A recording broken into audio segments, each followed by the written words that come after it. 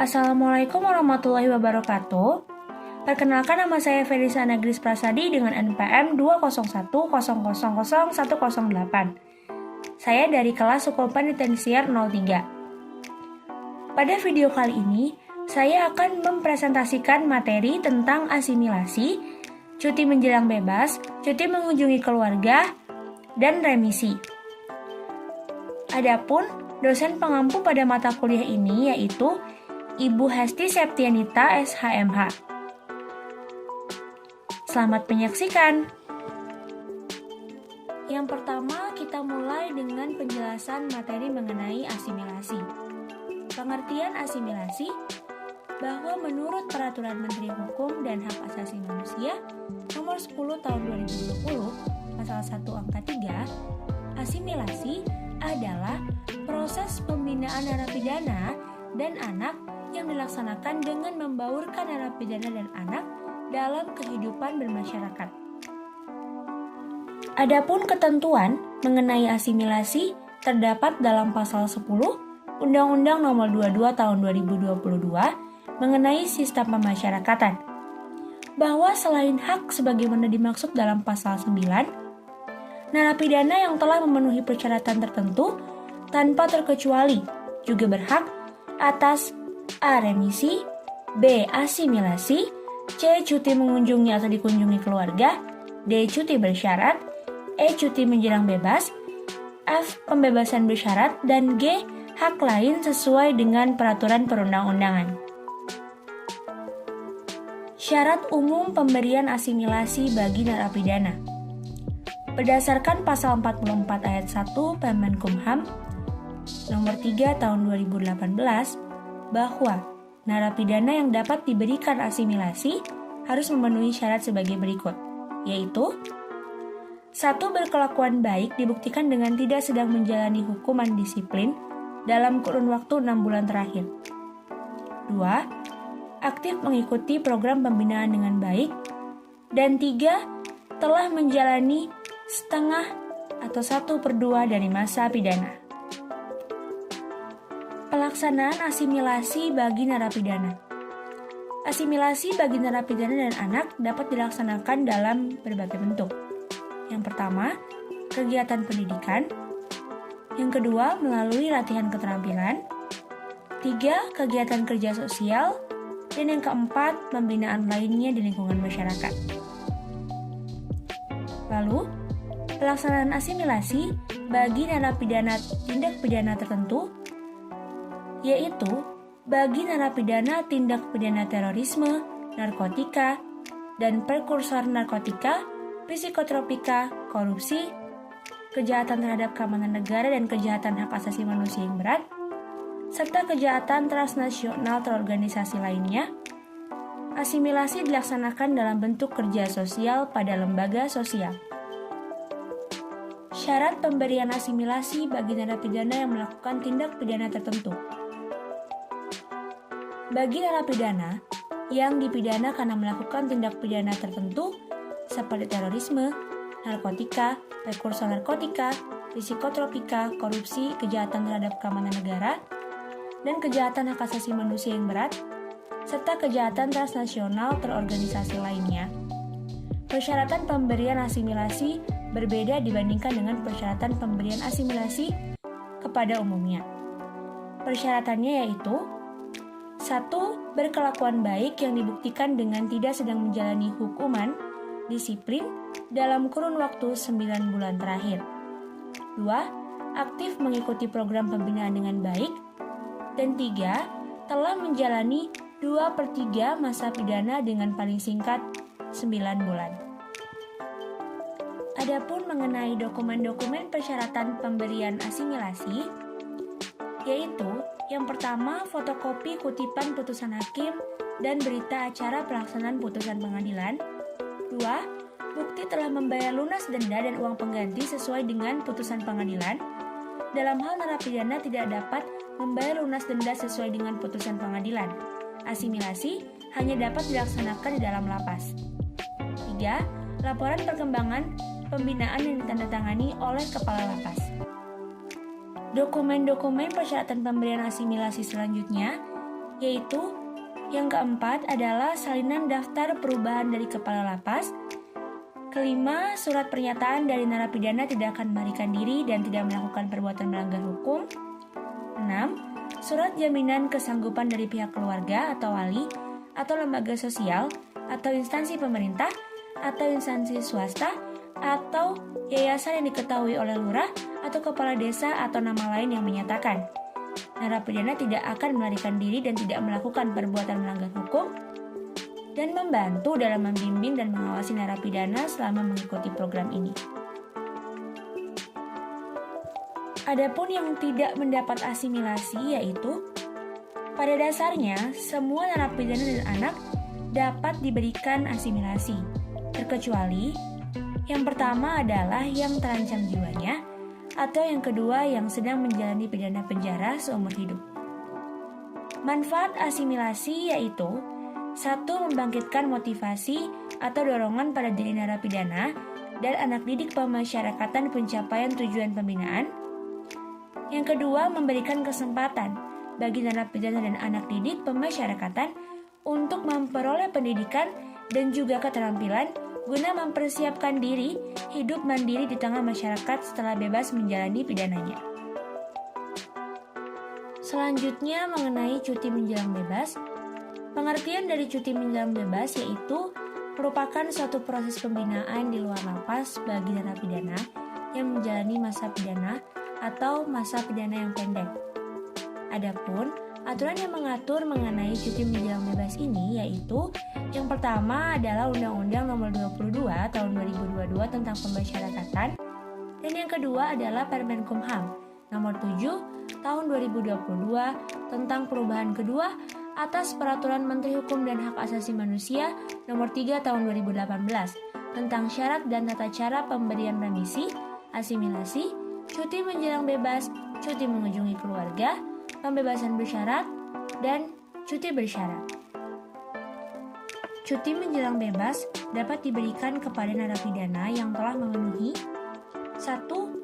Telah menjalani paling sedikit 2/3 masa pidananya, dengan ketentuan 2/3 masa pidana tersebut tidak kurang dari 9 bulan. 2. Berkelakuan baik selama menjalani masa pidana paling sedikit 9 bulan terakhir dihitung sebelum tanggal 2/3 masa pidana. Bagi narapidana yang melakukan tindak pidana terorisme, narkoba, korupsi, kejahatan terhadap keamanan negara, dan kejahatan hak asasi manusia yang berat, serta kejahatan transnasional terorganisasi lainnya, cuti menjelang bebas dapat diberikan dengan syarat sebagai berikut. 1. Telah menjalani paling sedikit 2/3 masa pidana, dengan ketentuan 2/3 masa pidana tersebut tidak kurang dari 9 bulan.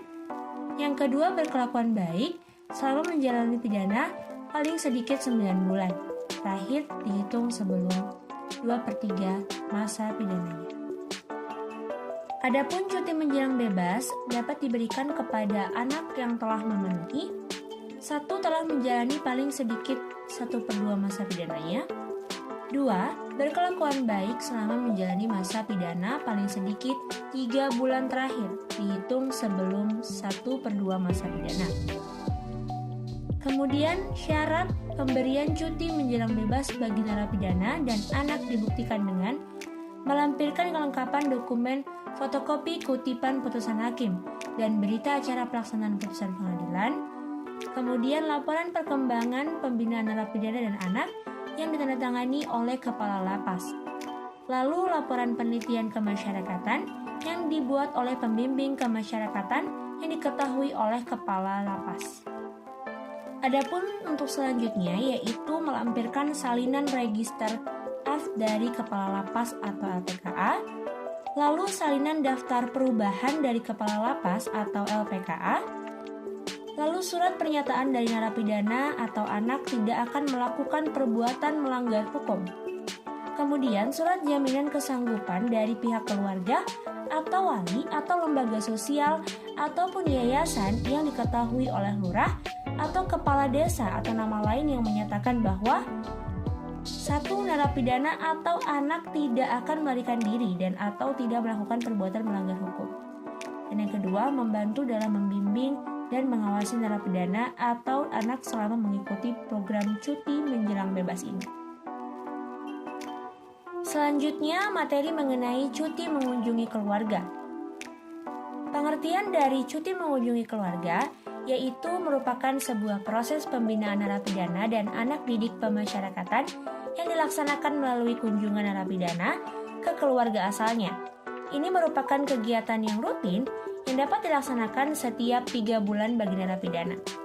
Kegiatan ini tidak lain bertujuan untuk menghilangkan stigma terhadap narapidana serta mencegah penolakan masyarakat terhadap bekas narapidana memiliki masa pidana 12 bulan. Mengenai cuti ini diatur di dalam Undang-Undang Nomor 22 Tahun 2022 tentang Pemasyarakatan. Adapun syarat-syarat cuti mengunjungi keluarga, yang pertama adalah berkelakuan baik dan tidak pernah melakukan pelanggaran tata tertib dalam 1 tahun berjalan. Kedua, masa pidana paling singkat 12 bulan bagi narapidana.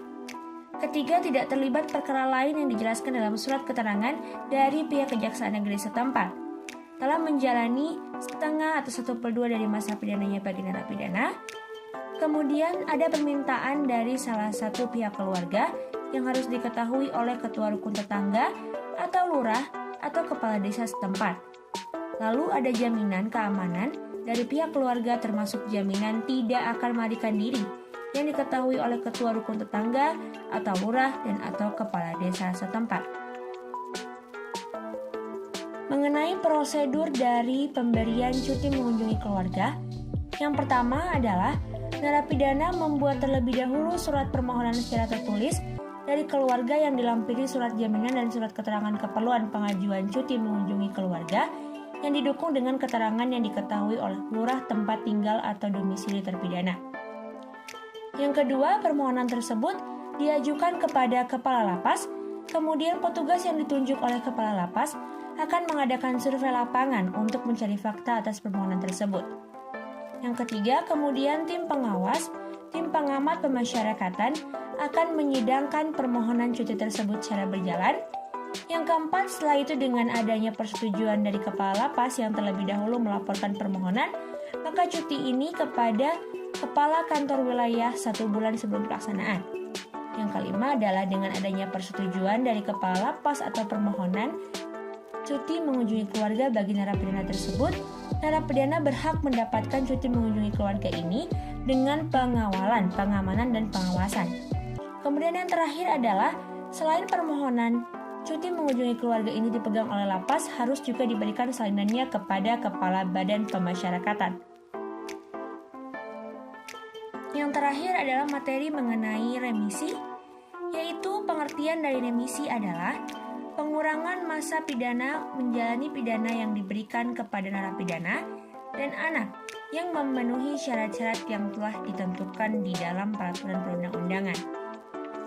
Adapun dalam remisi ini, yang dikurangi bukanlah masa tahanannya, melainkan masa menjalani pidana oleh narapidana dan anak yang diputuskan sebelumnya oleh pengadilan. Jenis-jenis remisi ada 2, yaitu remisi umum dan remisi khusus. Adapun remisi umum adalah remisi yang diberikan kepada narapidana dan anak yang berkonflik dengan hukum setiap memperingati hari kemerdekaan, yaitu pada tanggal 17 Agustus. Adapun untuk remisi khusus sendiri adalah diberikan kepada hari besar keagamaan berdasarkan agama yang dianut oleh narapidana, seperti Natal untuk narapidana Kristiani. Kemudian selain remisi di atas, narapidana dan anak juga dapat diberikan satu remisi kemanusiaan. Remisi atas dasar kepentingan kemanusiaan diberikan kepada narapidana. Yang pertama, yang dipidana dengan masa pidana paling lama 1 tahun. Yang kedua, berusia di atas 70 tahun atau menderita sakit berkepanjangan. 2. Remisi tambahan. Remisi tambahan kepada narapidana dan anak apabila yang bersangkutan 1. Telah berbuat jasa kepada negara. 2. Melakukan perbuatan yang bermanfaat bagi negara atau kemanusiaan. Dan yang ketiga, melakukan perbuatan yang membantu kegiatan pembinaan di lapas atau LPKA. Lalu biasanya remisi umum, yaitu besarannya adalah Yang pertama, 1 bulan bagi narapidana dan anak yang telah menjalani pidana selama 6-12 bulan. Dan yang kedua, 2 bulan bagi narapidana dan anak yang telah menjalani pidana selama 12 bulan atau lebih. Adapun untuk remisi khusus besarannya adalah yang pertama 15 hari bagi narapidana dan anak yang telah menjalani pidana selama 6-12 bulan. Yang kedua, 1 bulan bagi narapidana dan anak yang telah menjalani pidana selama 12 bulan atau lebih. Adapun syarat-syarat remisi. Yang pertama, berkelakuan baik, yaitu tidak sedang menjalani hukuman disiplin dalam kurun waktu 6 bulan terakhir, terhitung sebelum tanggal pemberian remisi dan telah mengikuti program pembinaan yang diselenggarakan oleh lapas dengan predikat baik. Yang kedua, telah menjalani masa pidana lebih dari 6 bulan. Lalu yang ketiga, remisi tidak diberikan bagi narapidana dan anak didik yang sedang mengalami cuti menjelang bebas dan dijatuhi kurungan sebagai pengganti pidana denda dan melampirkan fotokopi kutipan putusan hakim dan berita acara pelaksanaan putusan pengadilan. Lalu selanjutnya, tambahan bagi narapidana tindak pidana terorisme, narkotika, dan prekursor narkotika, psikotropika, korupsi, kejahatan HAM yang berat, kejahatan transnasional, dan kejahatan terhadap keamanan negara. Harus melampirkan yang pertama adalah surat keterangan bersedia bekerja sama untuk membantu membongkar tindak pidana yang dilakukannya yang ditetapkan oleh instansi penegak hukum. Yang kedua, surat keterangan telah mengikuti program terakreditasi dari Kepala Lapas dan atau Badan Nasional Penanggulangan Terorisme khusus untuk narapidana terorisme. Yang terakhir adalah tata cara pemberian remisi. Yang pertama, tim pengamat pemasyarakatan lapas merekomendasikan usulan pemberian remisi bagi narapidana dan anak pidana kepada Kepala Lapas berdasarkan data narapidana dan anak pidana yang telah memenuhi syarat. Lalu yang kedua, Kepala Lapas akan menyetujui usulan pemberian remisi. Usulan pemberian remisi itu kemudian disampaikan kepada Kepala Kantor Wilayah atas nama Menteri menetapkan keputusan pemberian remisi berdasarkan rekomendasi tim pengamat pemasyarakatan kantor wilayah. Lalu keputusan disampaikan kepada Kepala Lapas untuk diberitahukan kepada narapidana. Sekian pemaparan materi pada video presentasi kali ini. Semoga bermanfaat dan bisa menjadi wawasan ilmu bagi kita semua. Terima kasih telah menyaksikan video ini.